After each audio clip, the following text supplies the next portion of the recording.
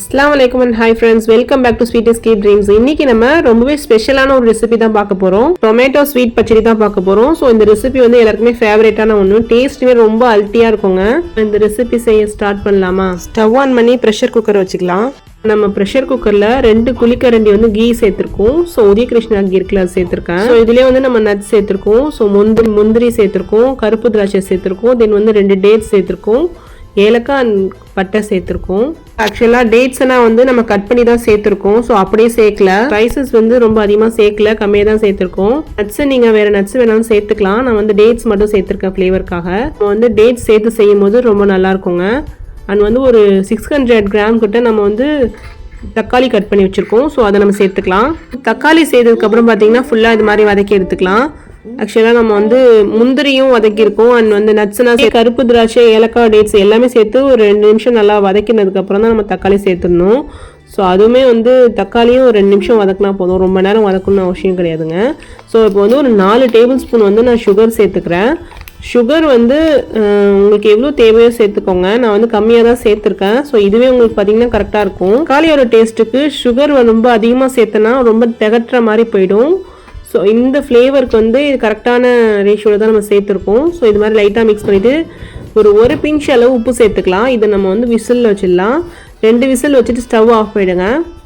Whistle வச்சுட்டு pressure release ஆனதுக்கப்புறம் open பண்ணி எடுத்துக்கலாம். ஸோ இது வந்து பார்த்தீங்கன்னா இப்படி இருக்கும் உங்களுக்கு, இது மாதிரி தண்ணி விட்டு. இப்போ வந்து இது ஒரு சாஸ்பேனில் சேர்த்துக்கலாம். ஸோ இதை சேர்த்துட்டு நம்ம வந்து ஸ்டவ் ஆன் பண்ணி நம்ம வச்சுருந்த சாஸ்பேன் வச்சுக்கலாம். 5 நிமிஷம் ஹை ஃப்ளேம்லேயும் 15 நிமிஷம் வந்து லோ ஃப்ளேம்லேயும் வச்சு நம்ம ஹீட் பண்ணணும்.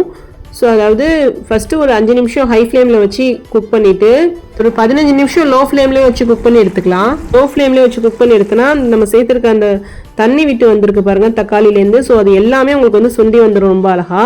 நீங்கள் இதுக்கு இடையில நீங்கள் ஏதாவது கீ சேர்க்குறாருனாலும் சேர்த்துக்கலாம், இல்லைன்னா ஸ்கிப் பண்ணிக்கலாம். நீங்கள் எதுவுமே சேர்க்கணுமே அவசியமே கிடையாதுங்க. ஆக்சுவலாக நம்ம வந்து கீயில் மட்டும் தான் செஞ்சுருக்கோம். ஸோ இதில் வந்து கொஞ்சம் கூட நம்ம ஆயில் சேர்க்கவே கிடையாதுங்க. ரொம்ப ஈஸியான ரெசிபி தான். ரொம்ப ரிஸ்க் எடுத்து ரொம்ப நேரம் நீங்கள் செய்யணும் அப்படின்னு அவசியமே கிடையாதுங்க. பாருங்கள் எவ்வளோ அழகாக ரெடி ஆயிடுச்சுன்னு. நம்ம சேர்த்து இந்த நெய் எல்லாமே மேலே செப்பரேட்டாக பிரிஞ்சு வந்துருச்சு. ஸோ அதனால பார்த்தீங்கன்னா டேஸ்ட்டுமே ரொம்ப நல்லா இருந்துச்சுங்க. நம்ம வந்து டேட் சேர்த்துருக்கோம். ஸோ அதனால ஃப்ளேவர் வந்து ரொம்பவே நல்லா இருக்குங்க.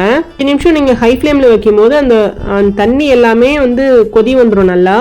இது எல்லாமே அப்படியே உங்களுக்கு சுண்டி வந்தா மட்டும்தான் உங்களுக்கு டேஸ்ட் இருக்கும். அதை நீங்க தண்ணியெல்லாம் வடிகட்டவே கூடாதுங்க. ஸ்டவ் வந்து சிம்ல வச்சுட்டே ஒரு 15 நிமிஷம் விட்டுறணும். அப்படியே என்னன்னா நம்ம டைரக்டாவே குக் பண்ணி எடுத்துக்கணும். நம்ம தண்ணியை வந்து ஸ்டெயின் பண்ணவே கூடாதுங்க. ஸோ அதான் மெயின். ட்ரை பண்ணி பாருங்க, ரொம்பவே டேஸ்டா இருந்துச்சு இந்த ரெசிபி.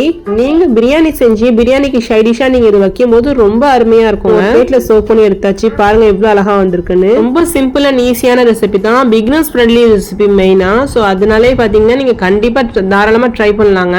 இதே மெத்தடை ஃபாலோ பண்ணி செஞ்சீங்கன்னா ஒரு பர்ஃபெக்டான ஸ்வீட் பச்சடி ரொம்ப அழகா நீங்களே செஞ்சிடலாங்க. இன்னைக்கு மட்டன் பிரியாணிக்கு ஷைரிஸா வச்சு சாப்பிடும்போது அவ்வளோ அருமையா இருந்துச்சுங்க. கண்டிப்பா ட்ரை பண்ணி பார்த்துட்டு கமெண்ட் செக்ஷன்ல உங்க ஃபீட்பேக் சொல்லுங்க. உங்களுக்கு இந்த வீடியோ பிடிச்சிருந்தா லைக் பண்ணுங்க, உங்க ஃப்ரெண்ட்ஸ் அண்ட் ஃபேமிலிக்கு ஷேர் பண்ணுங்க. நீங்க இது வரைக்கும் நம்ம சேனலை சப்ஸ்கிரைப் பண்ணாம பார்த்துட்டு இருக்கீங்கன்னா ஸ்வீட் எஸ்கேப் ட்ரீம்ஸ் சேனலை சப்ஸ்கிரைப் பண்ணி வச்சுக்கோங்க. தேங்க்ஸ் ஃபார் வாட்சிங் கைஸ்.